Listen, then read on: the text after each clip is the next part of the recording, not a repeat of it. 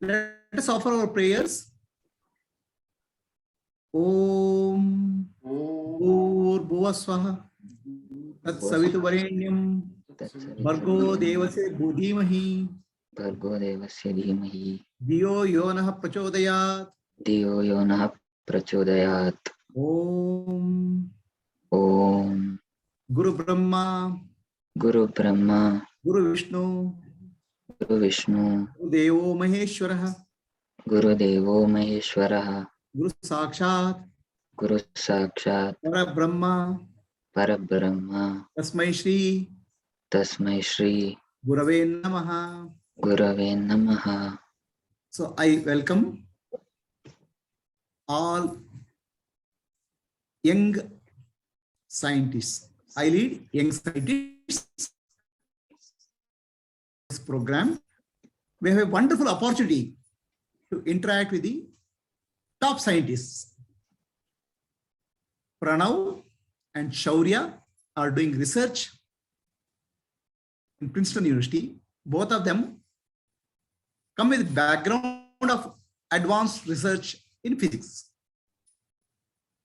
While we have Tushar, who is involved in advanced research in Indian Institute of Science in the area of biomedical equipments. Today, we are getting together here to celebrate National Science Day.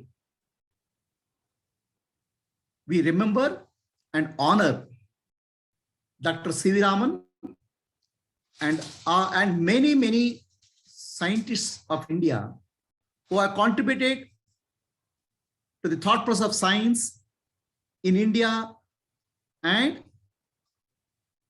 in general contribute to the scientific spirit of the world.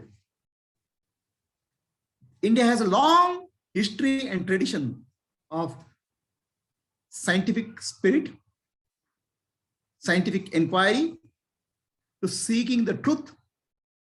We are coming from a great tradition of inquiry, discovery. In India, the science and spirit, the consciousness and matter was investigated thoroughly. We are fortunate to be born in India, and we are fortunate to have brilliant scientists, Pranav, Shaurya, and Tushar with us. On this occasion, we'll inaugurate the iLead Young Scientist Club. Rajita ji will be driving this iLead Young Scientist Club. The club will start from the month of April, just to make sure that vacation is covered. The children have exam time in the month of March. From April, it will start. So here in the Young Scientist Club, we will learn through experimentation. Various experiments are told, and the children have to do experiments and then come out with their understanding. So I would request Shravan Kumar. Rajita has joined. Rajita, I was introducing you. If you can show your video, and then we'll start the session. So Rajita, are you there?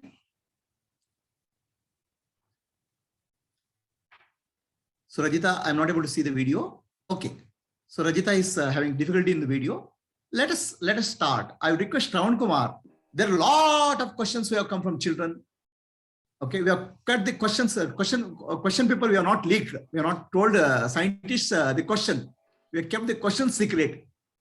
I would request Shravan Kumar to call children and ask questions. The question bank is Shravan Kumar. So children, you are welcome. Okay. Anybody has a question, you can type it on the chat window also.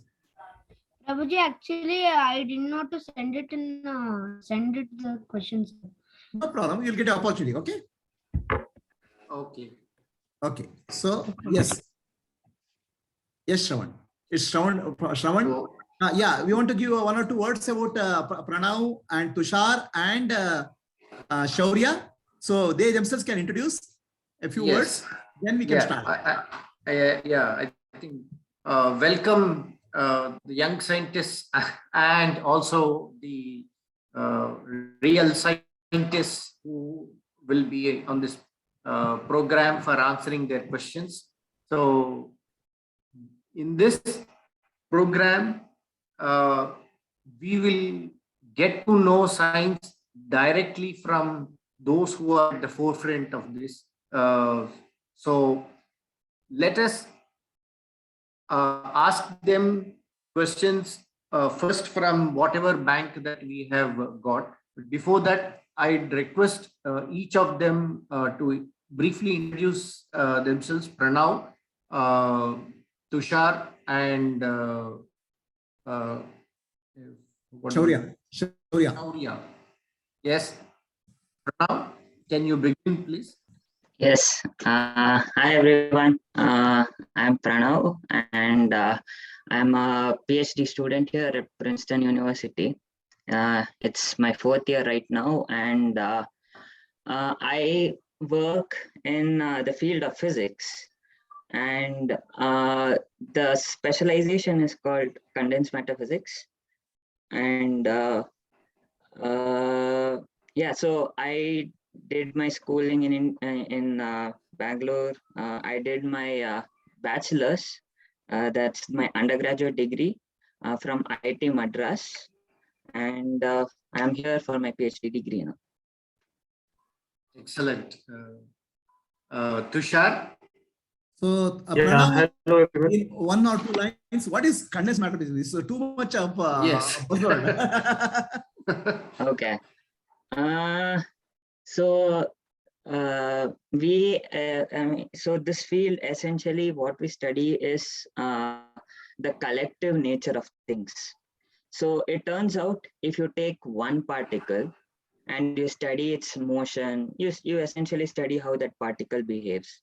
And then you take the same particle, put a bunch of them together, and then you study the collective motion of how they behave. It turns out they're different. So I study the collective nature of things. So take a bunch of particles together and see how they move collectively. Okay, very good. Thank you. Good. Thanks, Pranav. Tushar, can you briefly introduce yourself and your field of research? Yeah, sure. Hello everyone. This is Tushar here. Currently, I'm a Fulbright postdoc fellow at North Carolina State University. I left ISC last year, December.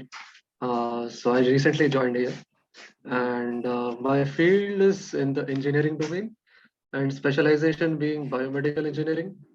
And currently, my project is to develop some sort of sensor so that people who need artificial leg, who have lost their lower limb because of some accident or some trauma, the artificial leg is going to have a good fit. So this is something I have to ensure. So that's my project over here. Happy to be here. Oh, very interesting, and thanks, Tushar. Shaurya, welcome to Ascend. This is, I think, your first appearance here. Can you briefly introduce yourself and also tell the young scientists here about what is your area of specialization? Thank you for inviting me. I'm Shaurya. I was born and brought up in Patna, Bihar. I did my schooling there. Then I did my undergrad in physics at IIT Kanpur, after which I came for a PhD degree at Princeton University. And like Pranav, I'm also in my 4th year. So I study the behavior of light, and light is something that we can see. So it's in some sense, whatever is around us and how we see them, that's something I study to make better cameras and also to study the fundamentals of physics in some sense, where different disciplines of physics, such as condensed matter as Pranav does, or fluid dynamics as other people do, these all concepts come together in how light behaves. So I studied that as well. Yeah. Excellent. Thanks, Shauryaji and everyone else. Let's begin with our questions for these scientists. I would leave the, one of you to answer this. I may want to,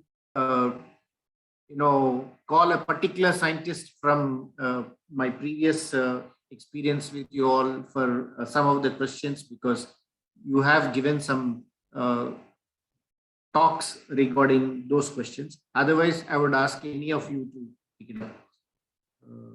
So our first question will be from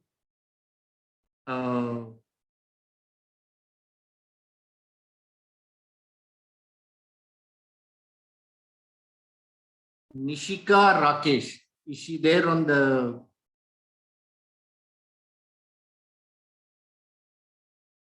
Zoom? Nishika, you're there?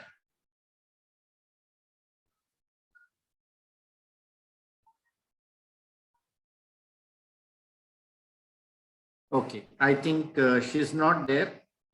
So the next question is something similar. So I'd ask Vibhav Iyer.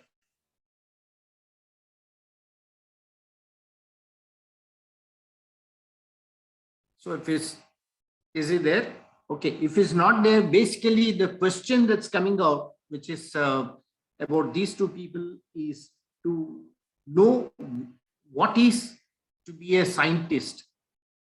What is a scientist and how do they do this?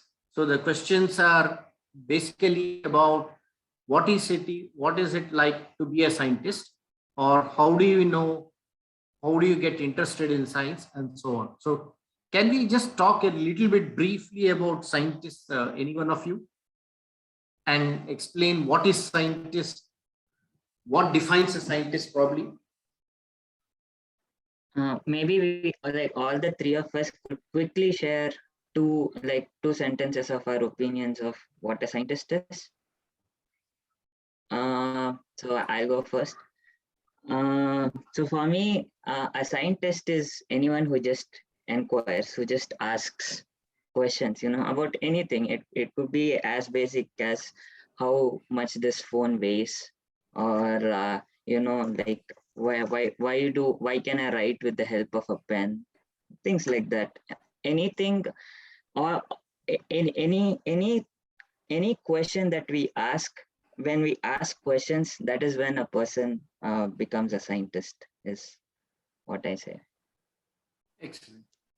Okay, very good. So anyone else want to just put in a word what you think is a scientist?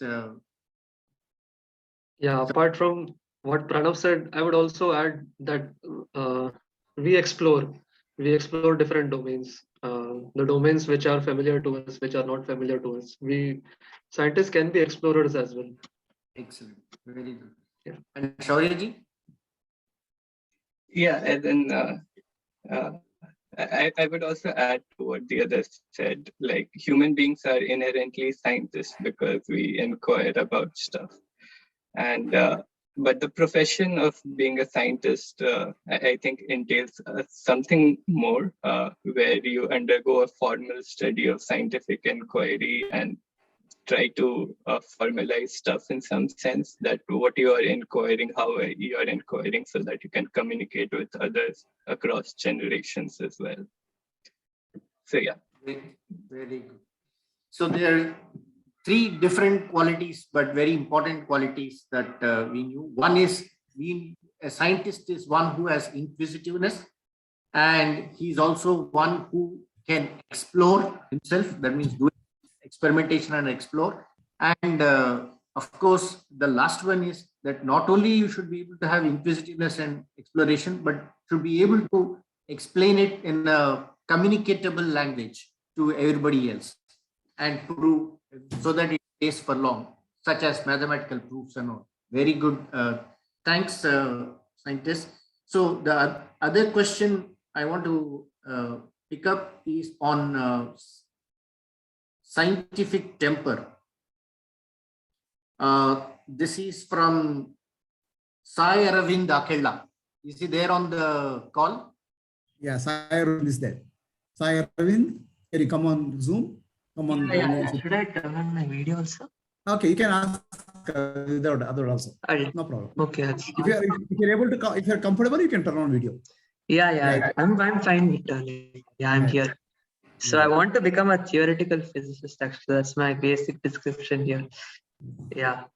So my question was how to have the patience of discovering something, because people get so restless when they don't find answers. And also the thing is, when you are very much into the subject, you feel like you should never go wrong. So that's a perception I have. So I want to ask you how to deal with this. Thank you, Sai Aravind. Wonderful question. Yes. Would you like to answer this? Sure. Yes.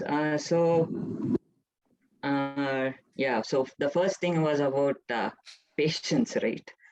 So yes, I think a lot of patience is required whenever we do science. So I guess in this panel, all of us are experimentalists. Shaurya deals with some theory, but like for at least to me, experiments or theory requires a lot of amount of patience and passion. So I feel so we go wrong on 100 different things every day.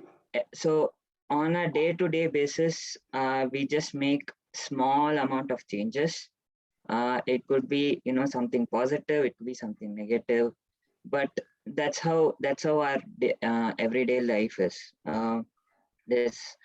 So dealing with this over time. So like we've been working around for 4 years. Tushar has completed his PhD. So this is how we make small dents into research, and at the end of our PhD, when we finally discover something very, very small, we just make a very small dent into the already existing vast amount of knowledge that is there. So what keeps me up, what keeps me patient is the drive for me. It's the passion for me in the field, which keeps me good, which makes me go to the lab every day, do something new.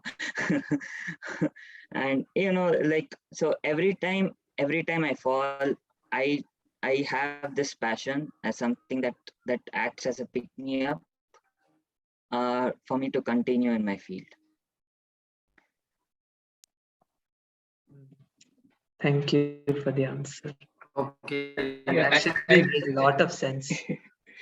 Yeah, and then I may want to add a few from my perspective and my experiences as well. And first of all, Sai, it's good to see that people want to take up theoretical physics at such a young age. And I'm 16 right now. Yeah, that's still a very young age. So what I will say is that this, from my experience, it can be different from other people. First, you have, when you're doing science or when you're coming to this field, you have to be conscious about my experience, other people's experience, because everyone's experience will be different. So that aside, I think that there's a mindset that you have to train for. Because if you have a certain goal in your mind that I am coming to theoretical physics to, say, build up a grand unified theory, that is good to start with. But what you'll do every day in your life would be making these small dents, as Pranav said. And for that, you will need to like that process as well. So if you just like the goal and you don't like how to achieve that goal, then it may become difficult for you to cope every day. So what we do in our everyday life is something different from what someone in the engineering discipline or someone in the medical discipline would do. So uh, I would suggest that you familiarize yourself with the goal kept in mind, because the goal is what what will direct you, but also to familiarize yourself with the day-to-day process, because that's the thing that you'll actually do. And if you enjoy that, then you won't worry about that goal too much. You'll be finding many new different goals and exploring them all along. So yeah, that's my bit of advice, that familiarize yourself with the day-to-day workings. And good luck. Thank you. Thank you. Sai, Arvind,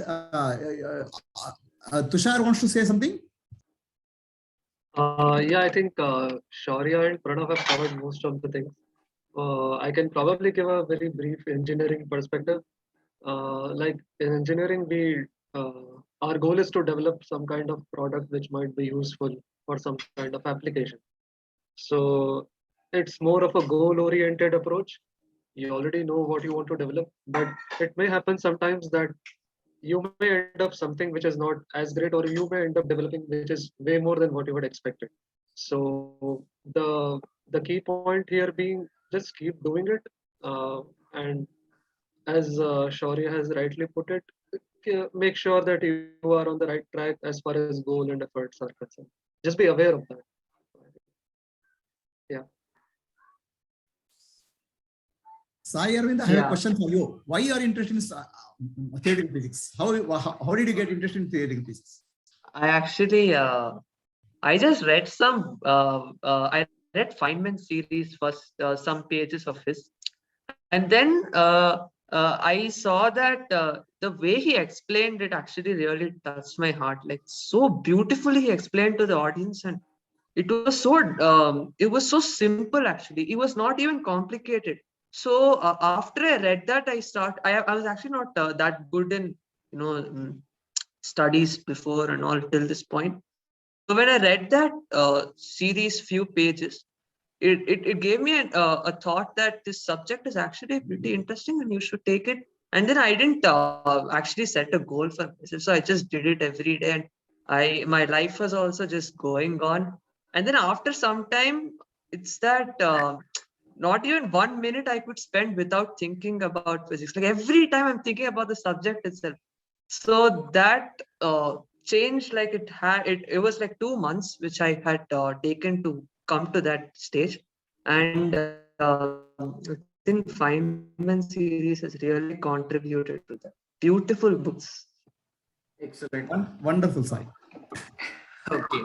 And also, like I also wanted to then I started getting a passion that I should teach people like how Feynman taught people, because if you teach physics to people, then it's actually going to change the world of science, I thought. Then people will understand science. They will also develop the subject more by experimenting and discovering things, and that will actually create a huge impact. So if I do something because of my passion, it's going to create a lot. Excellent. Very good. So the next question we want to call Abhinav S. Is he there on the? He's a student from 4th standard, is what he said. Abhinav S.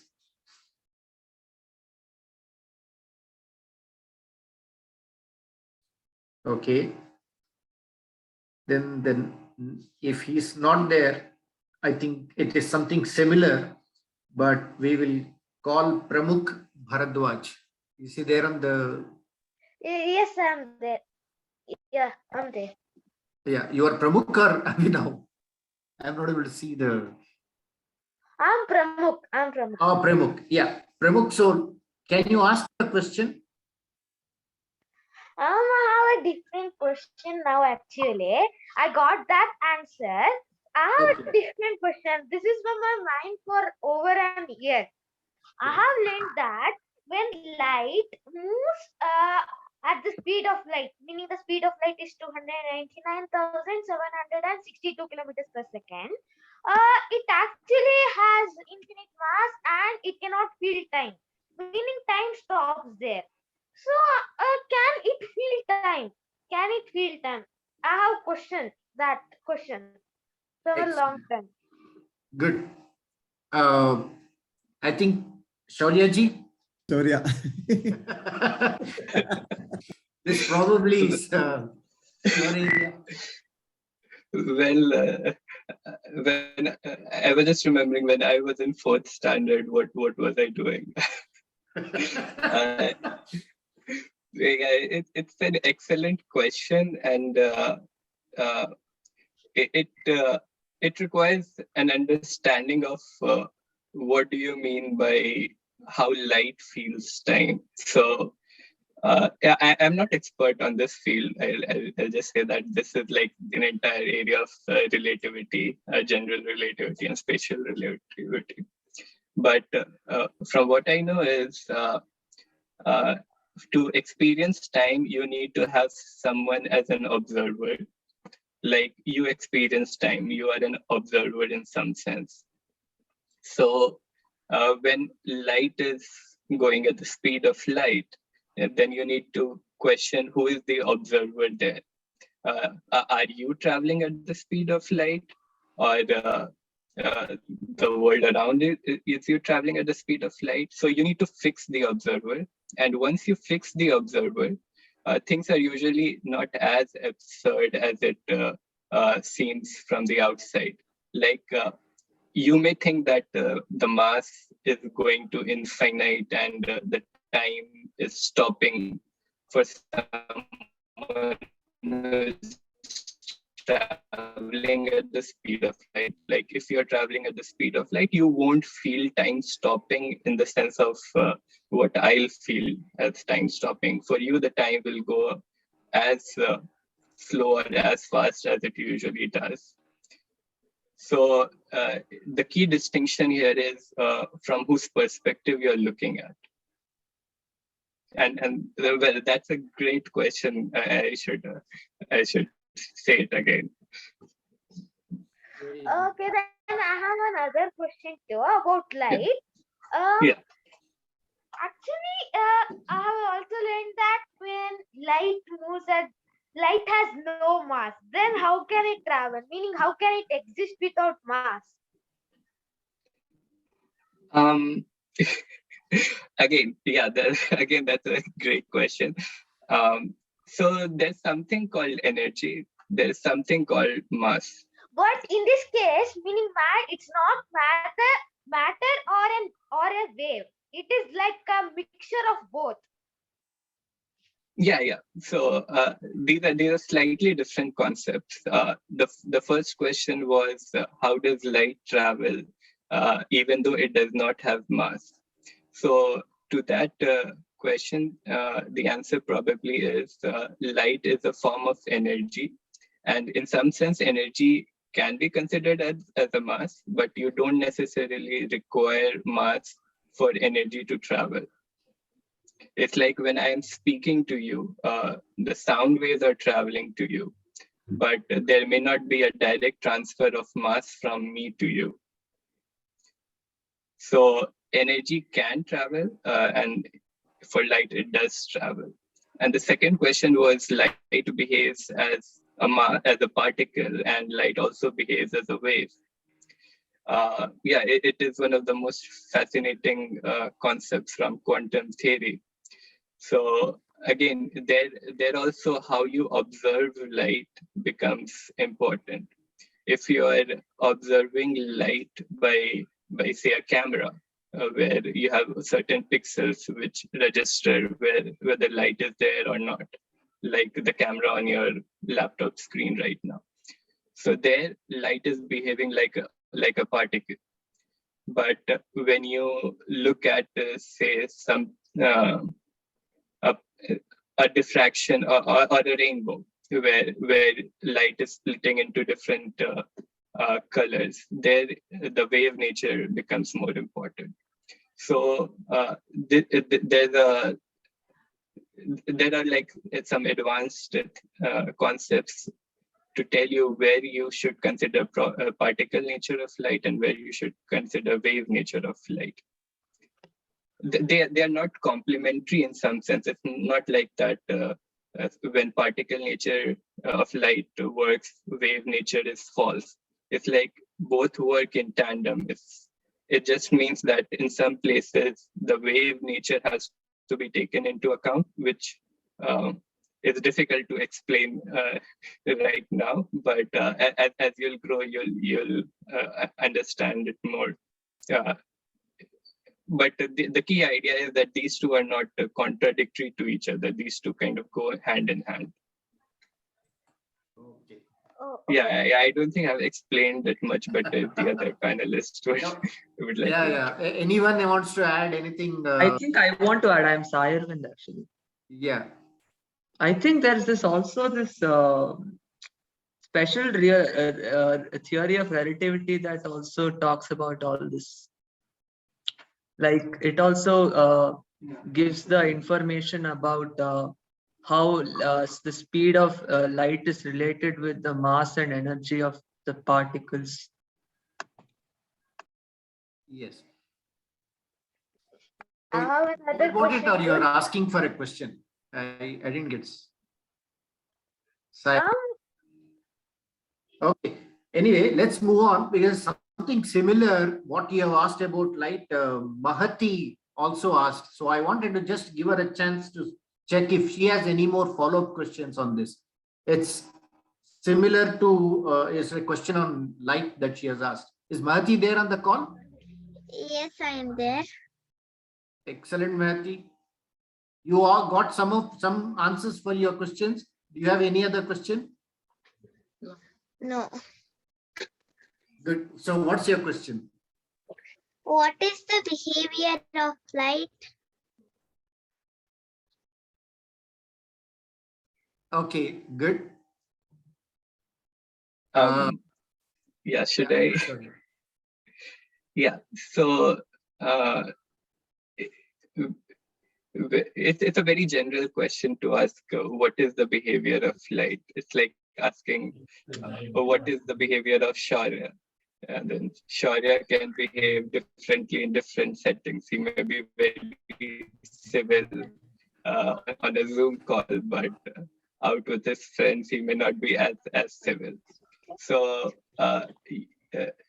you can narrow this question down to how light behaves in this certain context, and then it becomes slightly easier to answer the question. So I can give you certain examples where I work on the behavior of light. So whenever, at least in North India, whenever it's winter, there's a thick fog around, and it becomes very difficult for people to see when they are driving or when airplanes are taking off because of the thick fog. So what does the thick fog do? In the presence of a thick fog, whatever light is coming from a faraway object gets scrambled together.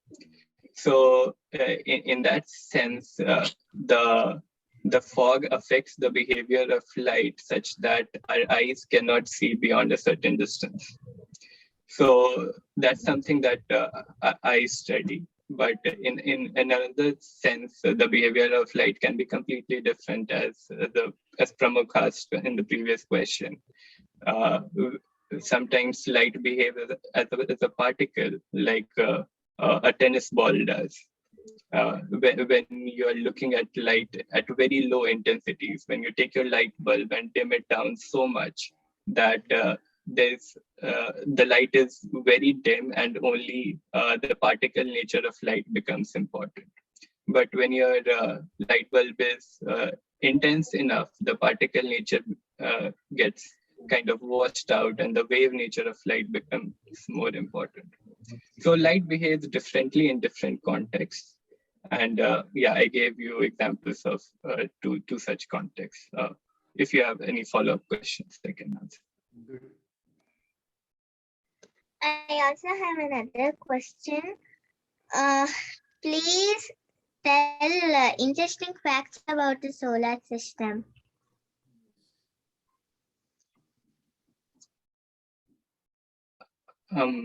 Should I answer or any of the other Yeah. panelists would like to? Anyone, Pranav, if you want to give some rest to Shaurav, probably Pranav. For the solar system, do you know how hot the sun is? No. So the sun, so the temperature of the sun, right at the surface, by surface, I mean, so you stand on the surface of Earth, right?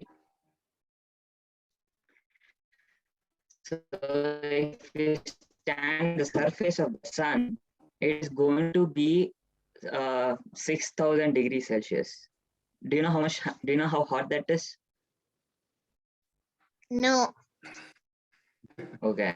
So we at the temperature that we live at right now, it's around like 30 degrees. So imagine something that is hundreds of times hotter. That is how hot the sun is. Okay. And Very hot. And I also have another question. Why should we study about light? Please tell interesting facts about light. So Shaurya already told you some interesting facts about light, right? So it can behave, sometimes it can behave like a particle. So, it's something solid. So you are talking to me, right? Yes.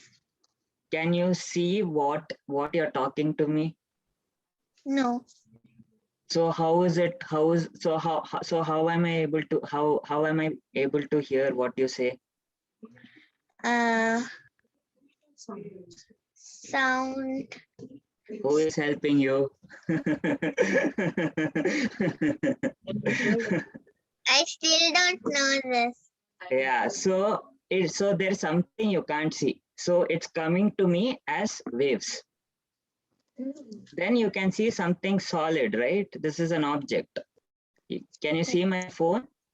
Yes. It's something solid, right? You can feel it, you can touch it, you can hit it, right? Can you hit the wave? Can you hit the wave that that is coming to me?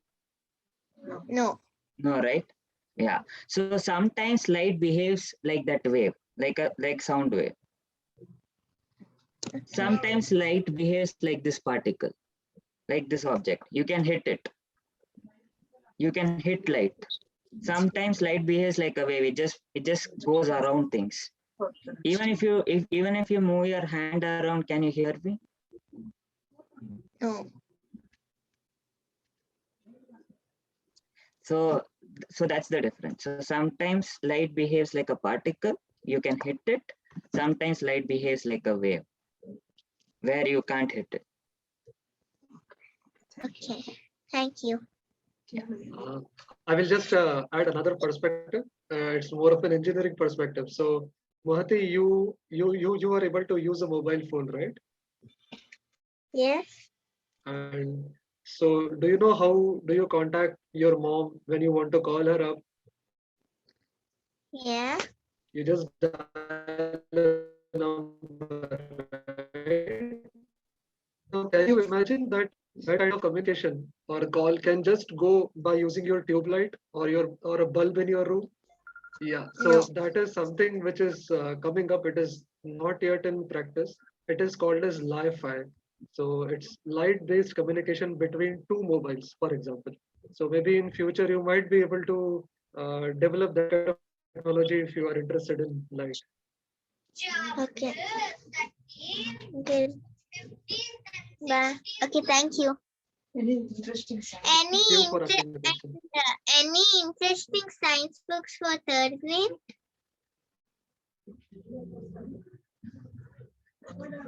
Any interesting science books? Yes. I mean third grade.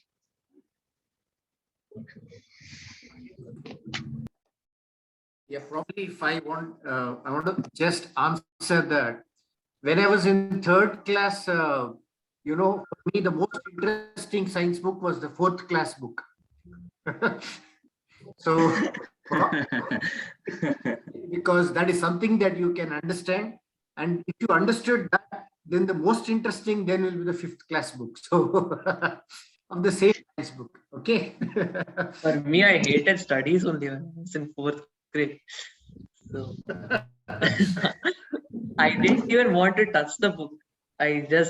So for me, nothing was interesting only. After 8th standard only, I started doing something. Good. So till then, I just didn't even want to look at the book because I didn't even know why we were studying that. Okay. So Yeah, now that is important. So before reading a book, you should ask yourself, why should I read the book? And if you feel, yes, I want to read the book, then you read it. That's how you develop interest.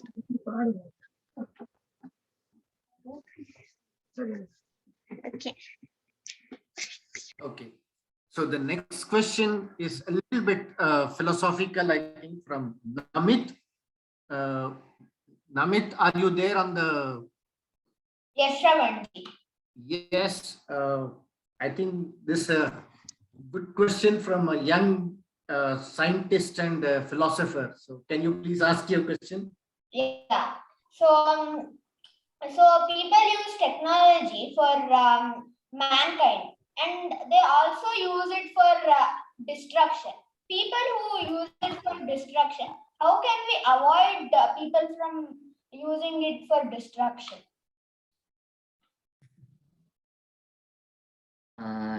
Should I answer it first? Yeah, Pranav. Okay.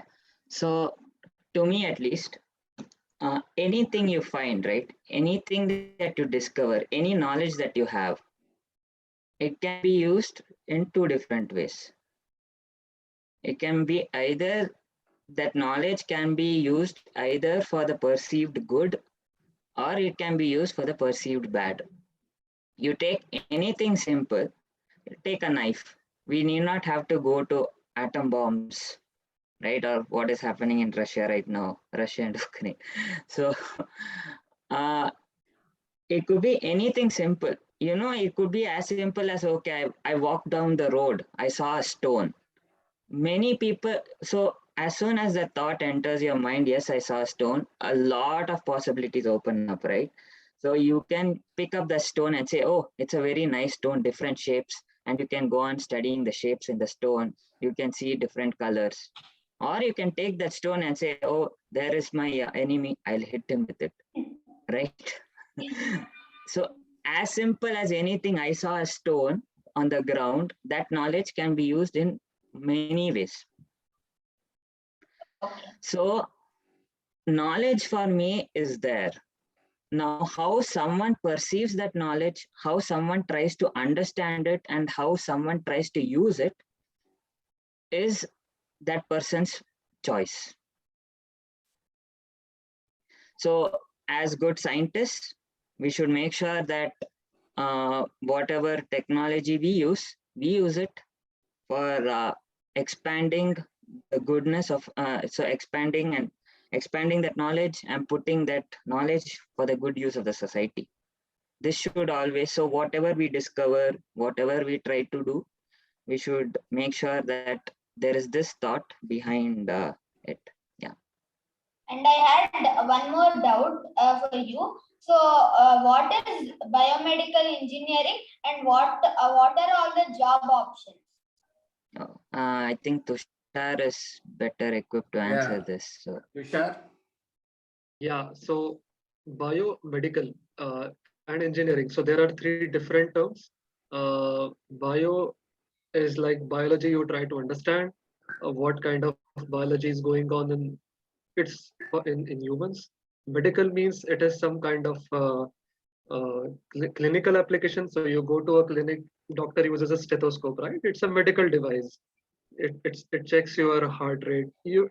So that is a kind of medical device. And engineering means you try to come up with some new technology which can benefit humans in maintaining their good health or diagnosing any kind of disease or curing any kind of ailment. So biomedical engineering is mostly revolving around human health, and that is the first that is the answer to the first question. The second question that you had asked, what are the opportunities? I think opportunities ranges from industry to academia. Like in industry, you have companies that make CT scans or X-ray. I'm sure you might have heard about X-ray. Yeah. So these are nothing but biomedical technologies, though derived from physics. Um, so so yeah, and in academia you can always become a faculty or a scientist in a research lab. So yeah, there are plenty of opportunities. And what Pranav mentioned about good or bad use of science, I would also volunteer to answer or add something to that question. Like I would like to I would like to draw upon one very famous verse in Sanskrit that we almost all of us might have come across. If so, that is Sarve bhavantu sukhina sarve santu niramaya sarve bhadrani pashyantu ma kaschit dukha bhagna. If we keep that in mind, if we consider that whatever we do should benefit everyone, then I think there is little reason for us to worry about improper use of any science or for that matter any technology. Okay. Yeah. And is there a relationship between science and spirituality? And what is the relationship, if it is there? Okay. So, Maybe. okay. Oh yeah. So Pranav. go ahead, Tushar. Go.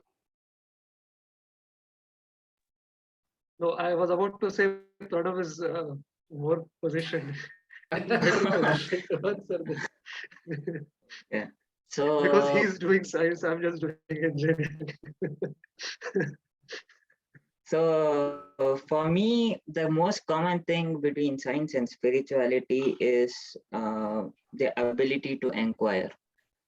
I feel I feel both of them need inquiry, and as long as you keep your inquiry spirit high, it's the same in science and spirituality.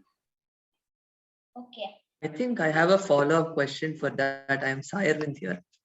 Yes. Many scientists I see, they're mostly atheists. So I want to ask how to deal with that. Like Newton, everyone, they're all atheists. They don't believe in God. They're only the people who believe in full scientific research and everything. So who are you going to, who do you have to deal with? Are you dealing with the people, or are you dealing with the fact that these people are atheists and I am not an atheist? I'm dealing with what I have to do. And Okay. Can I answer that question? yes. This actually, we have to say the science, Western science, it started as a development of a fight between the church, religion, and new discovery. Because anything which was questioning Bible was not accepted. So science and religion got split in Western society. But India has a long tradition of seeing oneness of spirit, consciousness, and matter. We call it Shiva and Shakti. So Indians never had this problem. We have to understand religion is an application of spirituality. Indians were spiritual people where they treated consciousness and matter, Shiva and Shakti, and discovered. So we should separate out religion from spirituality and science. If you focus on spirituality, then it's more of inquiry. It's not about believing something. It's not about believing God or anything. It's about inquiry. So focus on spirituality, which is science and spirituality both are common, as Pranav has said. Okay, thank you, Professor. Okay. Thanks. Thank you. So let me call the next questioner, Manya. Manya, are you there on the call? Excuse me. Yeah. I'm Sanvi. I have a doubt. Somebody asked, science can be used in good or bad things, which was answered. Like, we know that car causes pollution, but the invention of car is science. So, is it a good or a bad?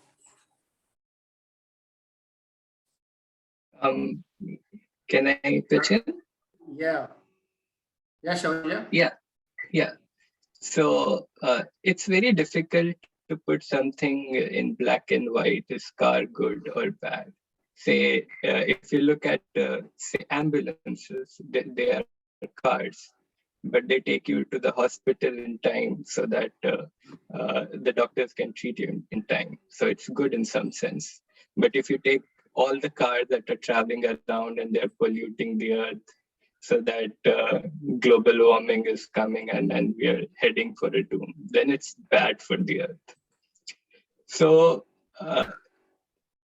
taking one thing and putting it in a complete good or bad is a difficult proposition, because hardly there is anything which is completely evil or completely good. Whatever there is out in, so I'm going on a philosophical ramble here, but whatever there is out in the earth has some good qualities and has some bad qualities. And what we as a society decides to use it for, it reflects who we are as a society. And when we come to the question of science, so science and engineers gave you a car, but once they gave you a car, it's out in the open for anyone to use and how to use it.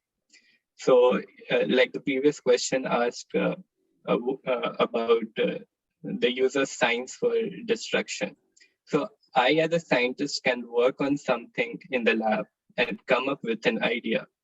And that's my contribution. But how the idea will be perceived by the society and how will they take it from there? They can take an idea from, say, nuclear physics and build a power plant to provide energy to everyone in the world. Or they can take the same physical idea, then build a nuclear bomb and annihilate the entire population. So from my perspective, it's very little that science alone can do something. It's what we as a society, which is slightly outside the realm of science, how we think about the world in the future, how we think about us in the present. Those conversations will help us how those ideas are used up and how they affect the world in the long term. Yeah, I hope I answered you. Question. Like, I have understood, like, we have to see the good in each thing as a good and a bad thing, but like we are the people who has to use it in a good way or a bad way. Yes, excellent. Excuse me, I have another question which is also taunting me for a while. Meaning, in the famous equation E equals to mc square is there. Albert Einstein has told us that energy is related to mass and mass is related to energy. Mass can be converted into energy, but how can energy be converted into mass? Can you give that explain that with example?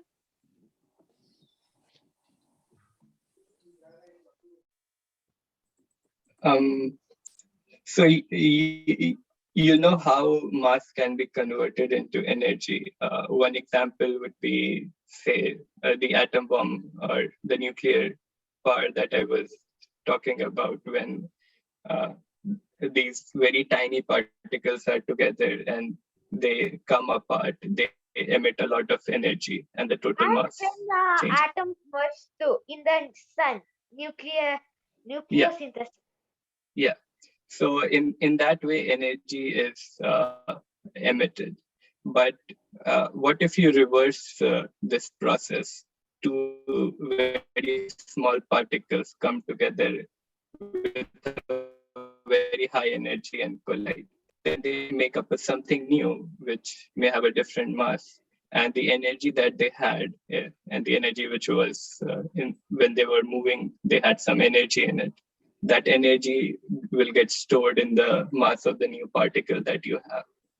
So these things are kind of reversible, where mass became energy, and in the second process, the energy turned into some kind of a mass. Did it answer your question? Or?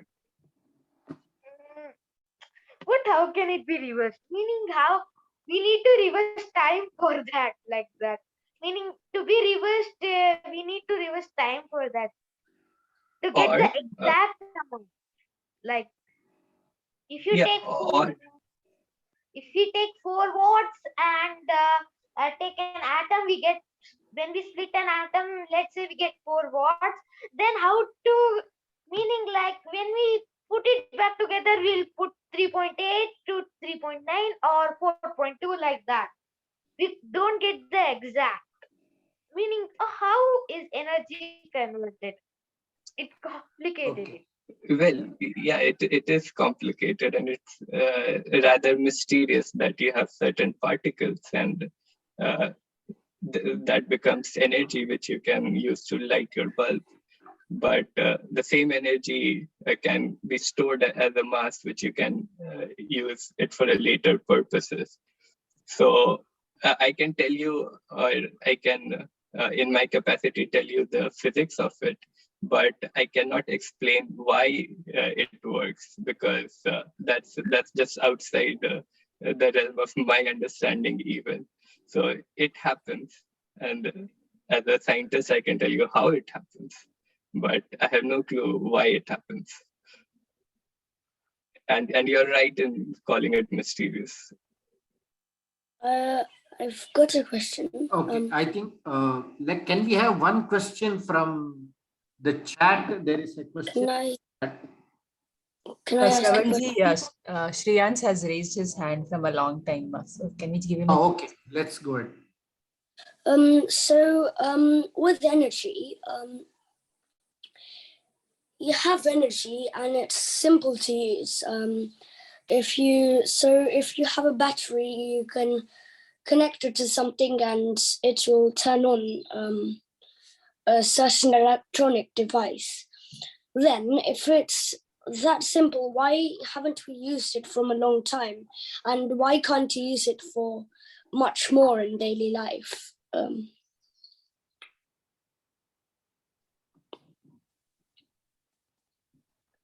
Yeah, Pranav, or Okay. Sure, Okay, I can answer. I can try to okay. answer that. Yeah. So one reason why batteries Yeah. have not been used everywhere, I mean, off late, they have been used in some of the cars and probably in next 2 years in trucks as well. The reason why they have not been used are two.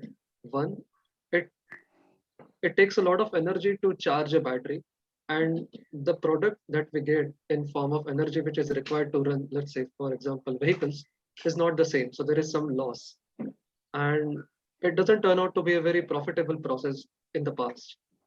With the advent of new materials like lithium ion and more recently sodium, it has become possible for us to reduce that loss and improve the efficiency of a battery. The second being the lifetime of a battery. If you are investing a lot of money in buying a battery, you would want it to sustain, let's say, for a few years down the line, 3 to 4 years. It was not the case for something which is constantly in use, such as a car. But now they are trying to build a robust batteries which can sustain for a few years down the line. So, yeah, I think that probably answers the question. Not in my domain of expertise, but yeah.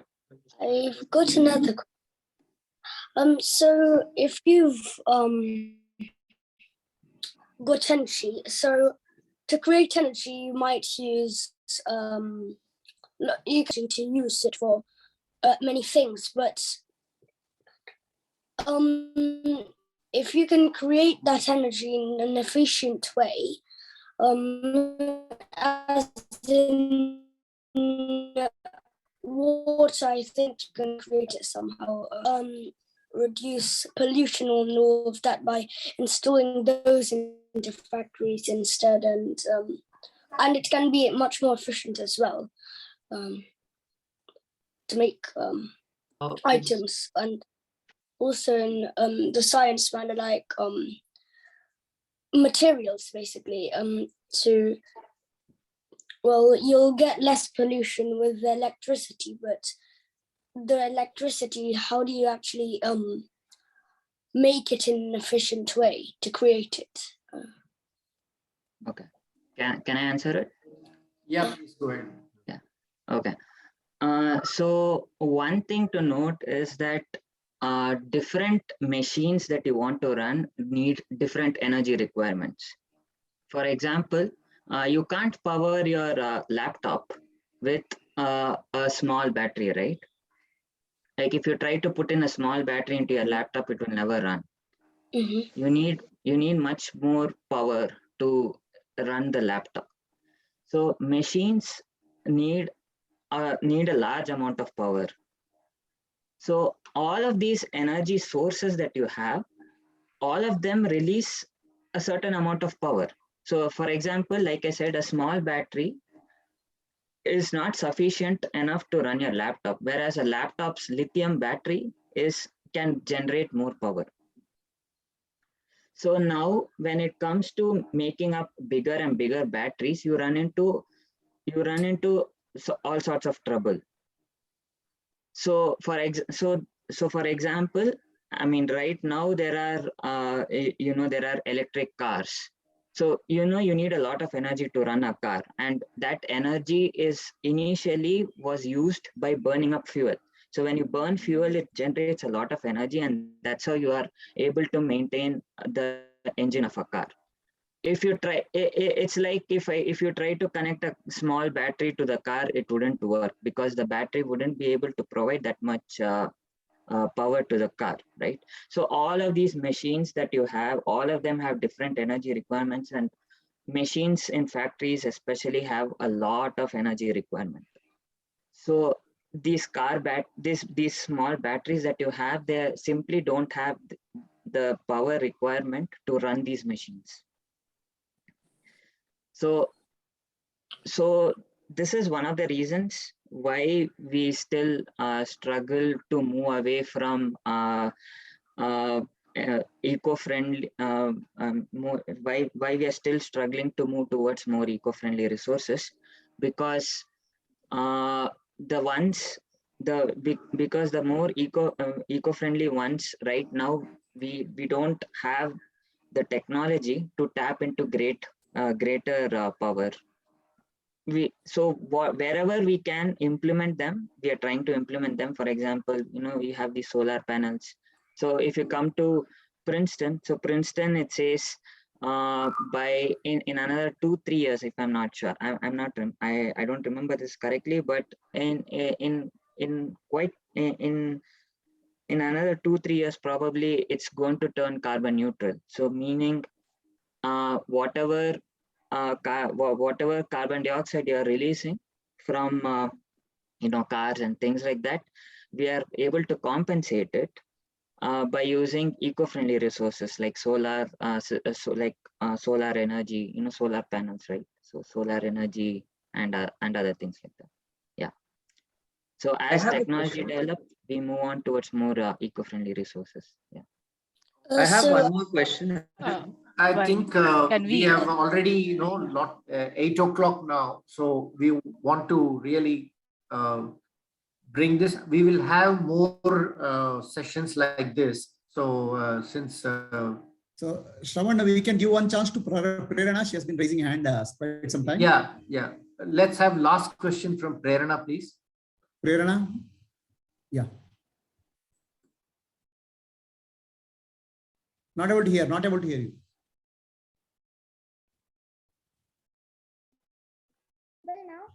Yeah. Go ahead, Prerana.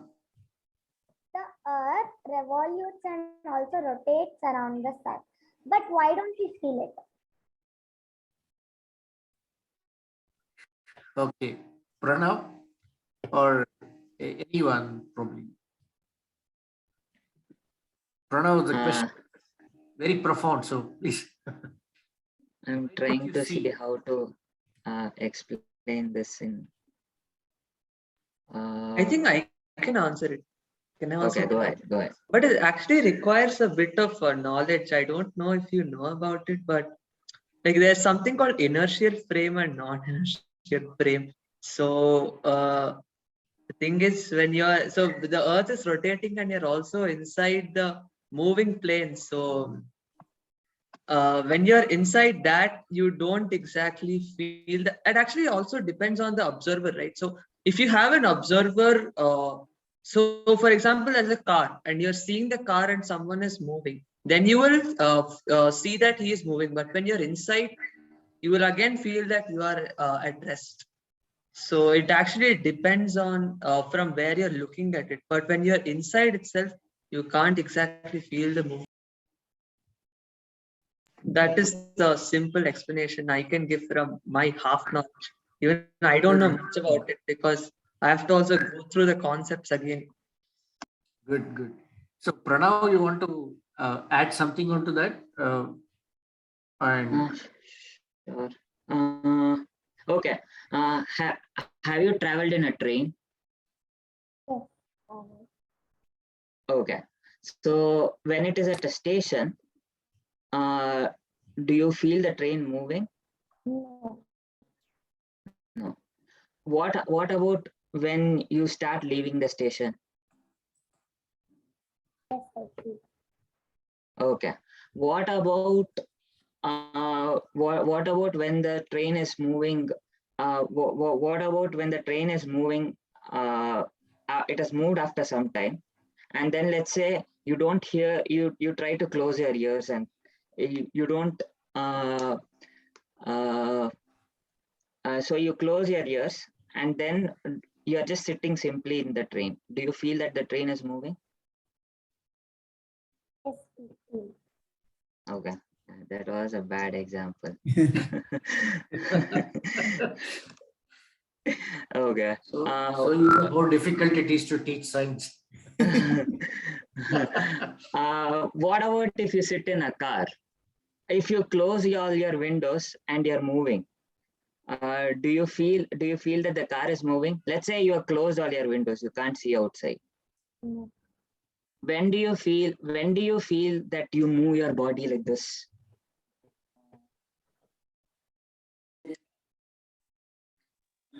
Maybe when we are in a roller coaster. Okay. No, in the car. So in the car, do you feel you're pushed back a lot, or do you feel you're pushed front a lot? When brake is applied, we. Yes. So when brake is applied, you feel you get pushed around, right? What happens when I suddenly start the car? Then you start moving back. Yes, you start moving back. What about when the vehicle is moving at a constant speed? Then Do you don't feel feel you're pushed anything. around? You don't feel it. Do you feel pushed around? No. No. So that it's kind of like that. So you are also moving with the earth. So you don't feel, so it's like a car is moving at a constant speed.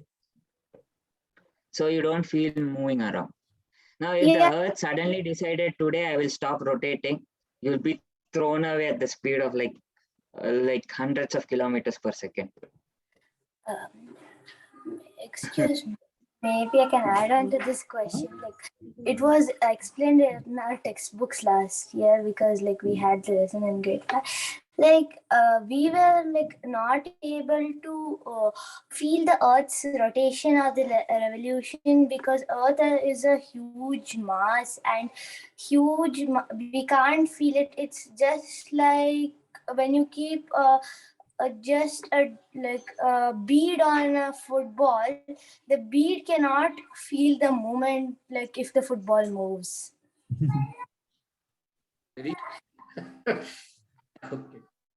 Okay. I think we can go on like this with. And also, like, I want to add a small point. I think it also depends on the observer mainly because motion is always relative. So, Yes. if you're going outside the Earth and you're seeing from the space, then you can see the Earth's rotation. But as you enter the Earth, you can't feel the movement. So I think it also depends on the frame of reference you're taking. So if the object is moving and you're seeing from outside, then you can see the earth is rotating. But when you're inside itself, since the whole frame is accelerating and you're also accelerating with it, you can't exactly feel the movement. So it's exactly like when you're sitting on a train and it's sitting in a train or on the train, like movies, like Telugu movies and all.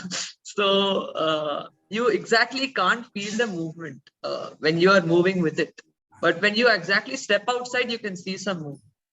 So, Shravan, how are we doing on time? I There's think so we many have. questions. And we have There are many questions. Probably, I think we should have this more frequently. But wonderful questions and really very good enthusiasm that I have seen. Unfortunately, we cannot have a lot of questions again in this because we have already crossed time, and all these gentlemen who are on the call are probably in different time zones. So I want to thank everyone for asking the questions, and of course I want to thank all our so can we have this session again sometime so that more people can get an opportunity?